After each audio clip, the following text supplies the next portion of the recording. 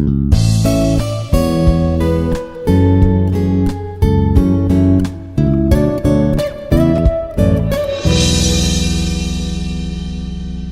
morning. I'm Saritha Kuamari, Assistant Professor, EEE Department, Institute of Aeronautical Engineering College, Dundigal, Hyderabad. Under the course Performance of Transmission Lines and Cables, today the topic is Bewley's lattice diagram with resistance R. In the last lecture, we have seen Bewley's lattice diagram with the receiving end open circuit. So then today we see the Bewley's lattice diagram when the receiving end is connected to a resistance R. So map 2, it is the topic map 2 course outcome 4. So basically we know this about the Bewley's lattice diagram. What is the Bewley's lattice diagram? What it gives? So we know that it is a graphical representation of the time-space relation which shows the position and direction of every incident reflected and transmitted voltage and current waves at every instant of time. And here horizontal axis represent the distance traveled along the system, and vertical axis represents the time taken to travel. So using this third point, at any instant of change in impedance, we can know the reflected and transmitted waves, its values, by multiplying its reflection and transmitted coefficients. So see that basically so this is what the today's lecture receiving end is connected with a resistance R. So that is the diagram we see here. The voltage source at the sending end with its internal resistance, source resistance RS, and Z0 represents the line, okay, total transmission line impedance Z0, and R is a resistance connected at the load end, at the receiving end. So initially defined like previous, alpha S and alpha L be the reflection coefficients at the sending end and load end. S represents with respect to sending end, L represents with respect to load end, receiving end. So here we are just looking about reflection, reflection wave.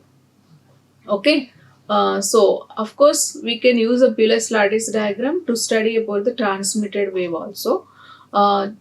This I'm explaining about the reflected wave, voltage wave.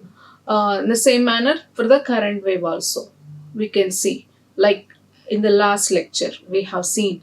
So alpha S and alpha L are the reflected coefficients at the sending end and load end, and small t be the time taken by the wave to travel from source end to load end.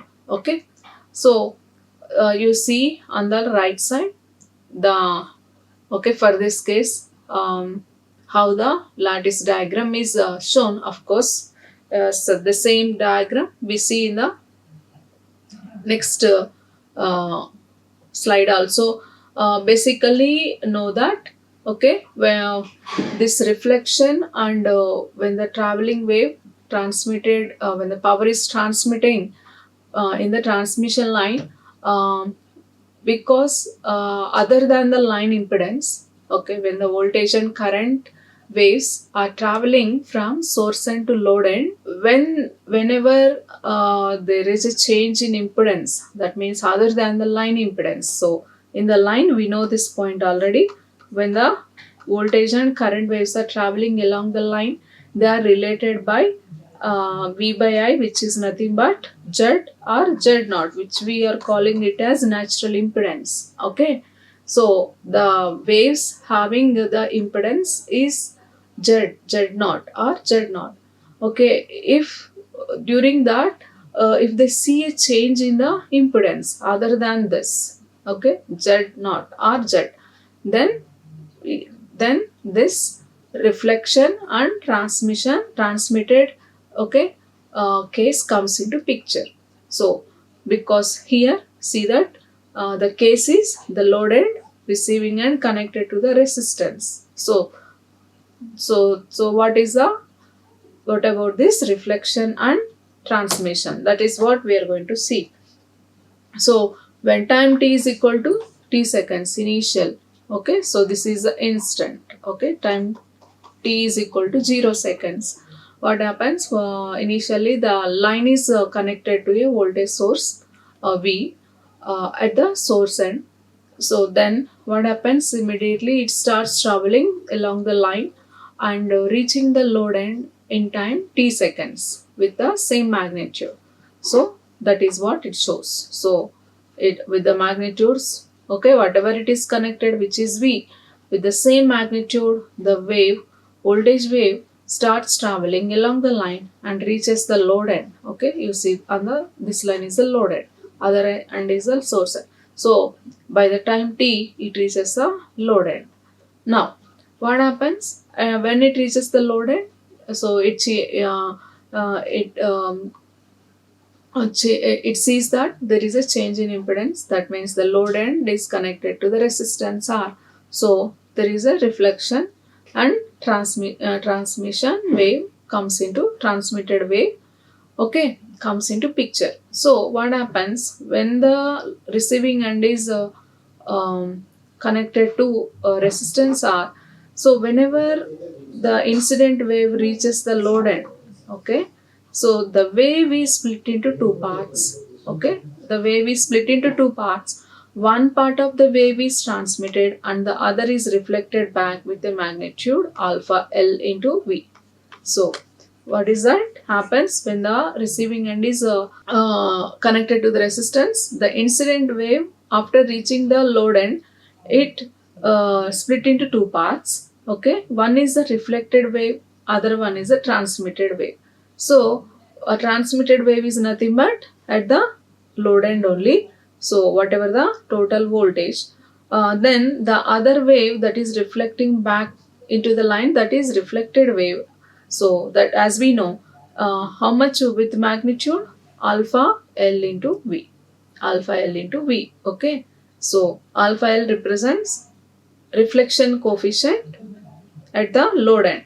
So what is that expression for the voltage wave? The reflection is given by V double dash V into R minus Z by R plus Z. So with this magnitude, okay, so it reflects back. Okay, so at time t plus, okay, after the time incident t plus, that is what happens. It's reflected back into the line with a magnitude of alpha L into V, okay, where alpha L is given by, okay, V into R minus Z by R plus Z. Now, so it travels, okay, back into the line and reaches the source end, okay, at time t instant 2t, okay, that is what happens, travels towards the source, reaches the source end. Now what is the magnitude? Okay, alpha L into V. Now whenever it reaches the source end, what happens? Again the same thing happens, okay, what happened at the load end, same thing here also it happens. The wave again split into two parts. Once again one part is transmitted, okay, and the other is reflected back with a magnitude of alpha S. Now what is that? Alpha S. Initially what is its magnitude? Alpha L into V. So previous magnitude multiplied with reflection coefficient, okay, with respect to source end now. So alpha S. So alpha total what is the magnitude? Alpha S, alpha L, V. So it becomes, okay, the wave reflected back with the magnitude of alpha S, alpha L, V from source at time 2t plus. So after this 2t, it is reflected back with the magnitude of this much. That means the wave traveling with the magnitude of this much. Now, so what happens again? It reaches the load end. We know what happens. In the beginning we have seen. What happens? It reaches the load end where it is connected to a resistance R. Okay, again the wave split into two parts at time t is equal to 3t. Okay, after time tt is equal to 3t. So it is reflected back with a magnitude of alpha s alpha l square v. Previously it is having magnitude of much alpha s alpha l v. Now it became alpha s alpha l square v. Okay, so travels back into the line, reaches the source end. Okay, again it is reflected, it is split into two parts like that. Okay, then it reflected back. Okay, the reflected wave reflected back into the reflected into the line. Okay, to reach the load end with the magnitude of, previously it is having alpha s alpha l square v. Now what is the magnitude with respect to source end? One more alpha s. Okay, so that's why alpha s square alpha l square v. Okay, with that magnitude it travels into the line to reach the again load. So that is how this process is continued indefinitely. Okay, this process continues indefinitely. Okay, so this is what happens for the voltage wave when the receiving end is connected with a resistance R. Okay, if the same thing, if we talk about the current wave, okay, same manner. Okay, so what is the for the current wave? For the current, what is the reflection coefficient? Okay, minus, right? Minus I into R minus Z by R plus Z. Okay, so same magnitude, only the thing is minus, negative value is included. So the same point, okay, when it is at time t is equal to 0 seconds, supply current V is connected, travels into the line to reach the load end. Okay, now when it reaches the load end, okay, the wave split into two parts. One is transmitted, other one is reflected back with magnitude of alpha L into V, alpha L into I. Okay, so what is alpha L here? This is the value minus I R minus Z by R plus Z. Okay, it is same magnitude like voltage. Okay, like expression is same. Okay, above voltage expression, only the difference is the negative sign is included here. So with a negative magnitude, so that is the thing. So now when it reaches the load end at time t plus, it travels back towards the source. Okay, with a magnitude of alpha L into I. Okay, so that is here negative value. Now when it reaches the source end, again the same thing happens, split into two parts. One is transmitted, other is reflected with a magnitude of, okay, here alpha S alpha L I. What is the alpha S here? So again it is minus here also. Okay, so previously minus minus becomes plus, we can take. So that is how for the current wave, reflected current wave. Okay, when the receiving end is connected with the resistance R. Okay, so these are the okay, last lecture we have seen Bewley's lattice diagram with the receiving end open circuit. Okay, now we have seen when the receiving end is connected to the resistance R. So like that, that is how Bewley's lattice diagram gives the graphical representation of, okay, any traveling wave, that may be incident wave or reflected wave or transmitted wave.